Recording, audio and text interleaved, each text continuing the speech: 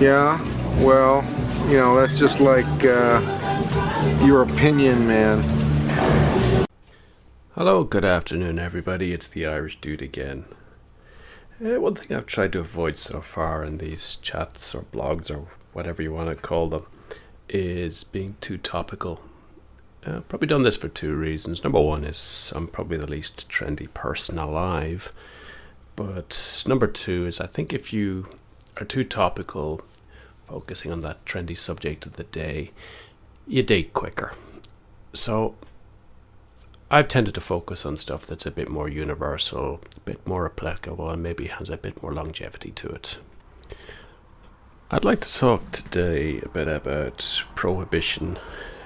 Now, it's a word that, for me, conjures up images of Al Capone, those old kind of black cars that you used to see in the 1920s, guys with those funny guns, all that kind of good stuff. So that might give the impression that prohibition is something that's in our past, but in actual fact, we still have plenty of prohibition around us, particularly with regards to drug use. Now, you don't need to be a big time stoner to have a think about whether our drug laws that we have at the moment are actually fit for purpose. Despite the alter ego that I use online, it's actually not something I indulge in myself. I have a bit of a taste for poncy craft beers, and I do drink far too much coffee, but I don't smoke, and that's the normal cigarettes or the more artistic variety. I do, however, know plenty of people who do. And of course, all of these people are technically breaking the law. In this country, meaning the UK, 67% of drug offences in 2014 were recorded as cannabis possession. Now, I've no real interest in getting into a discussion on the pros and cons of smoking weed. I think a lot of the facts tend to be a bit obscured by people who have vested interests in both sides of the arguments. And it can be very difficult sometimes to separate fact from fiction. But my own experience, and it is only my own experience, is that it's no worse than alcohol, and probably in real terms is much less damaging. I will have to say to all you stoners out there, though, it's still bad for you, mate. I don't drink booze 9 o'clock in the morning, so I don't really see why you feel you need to have a smoke at that time, just kickstart the day. Maybe I am being a bit of a hypocrite, as I'm one of these guys who really does need their coffee in the morning. Anyway, I am kind of meandering about the point here. What I'm really saying is I don't see any great value in criminalizing what is actually a very large group of our society. According to the World Drug Use Report in 2006, in the USA, 13.7% of the population between 15 to 64 have used weed at least once in the preceding year. I live in Scotland, the figure is 8.4%, and in my homeland, the figure is 6.3%. Of course, if you want to compare that with alcohol consumption is obviously going to be a lot higher than that, but still we are talking a very significant number of people.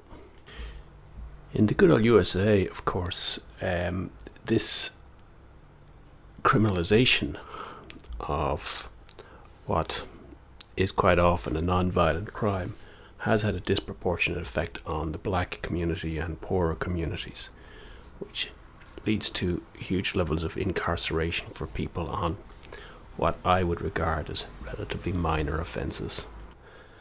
I think a lot of this can be traced to the general attitude that we have to drugs. I grew up in Ireland where, let's face it, the demon drink has been given a pretty free ride over the years, and yet people who took drugs were regarded as being serious addicts with dreadful problems. Which isn't to say that isn't the case, but I think anybody whose family's been touched by serious alcohol abuse would maybe have a similar view.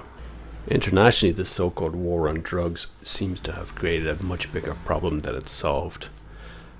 If I could be bothered, I'll link in some studies in the description for you so you can see this for yourself. So what's the answer? Do we end all prohibition? Well, maybe we should. Hang on a second, dude, I can hear you say. You can't be serious. I mean, weed is one thing, but what about crack? What about heroin? Well, that junkie that asked me for a quid on the way to the train the other night didn't seem to have a problem getting his supply. There is no doubt that serious drug use is a big problem and has a huge impact on the individual that does it. But I think there's probably also a lot of related issues that surround that. Quite often, because of the illegality of these things, the lifestyle that these people find themselves in are probably just as damaging to them as the drugs themselves. I also feel that a lot of our issues that we have with drugs and a lot of the views that we have on drugs come from morality, perhaps based in our Christian culture. Maybe the reality is that we just don't approve of them. And we think that anybody who's addicted to these things is in some way a deviant, evil, morally corrupt person. I can't say that I'm not immune completely from some of these views, and there are plenty of things that I don't agree with, but I don't think that they should be banned. Moving on from drugs, I'd like to talk about another type of prohibition, and that's prostitution and sex workers.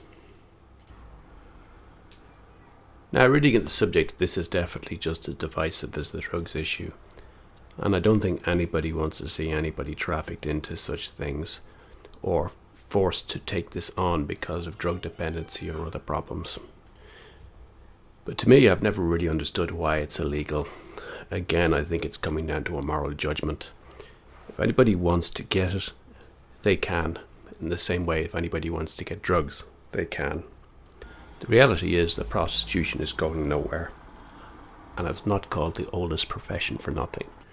So is it not better for it to be conducted in something resembling a safe environment, to look at tax revenue from it rather than feeding it to pimps? I do understand that neither of these are easy topics, and the dude decided to put his asbestos gloves on before even talking about them. But I don't think that means we should be ignoring these things. And it seems to me the current status quo we have isn't really serving anybody.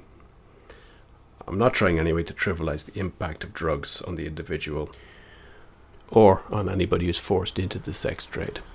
But I think if we learned nothing from the experiment with prohibition in America, it's that the law is a pretty blunt tool used for social control.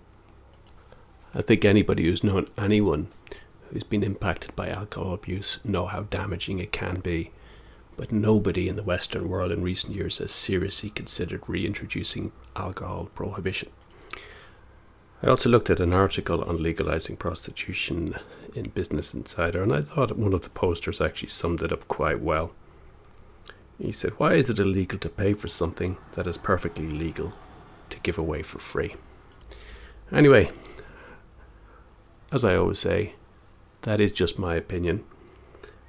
And if you like it, then feel free to like it and subscribe if you enjoy listening to what I have to say.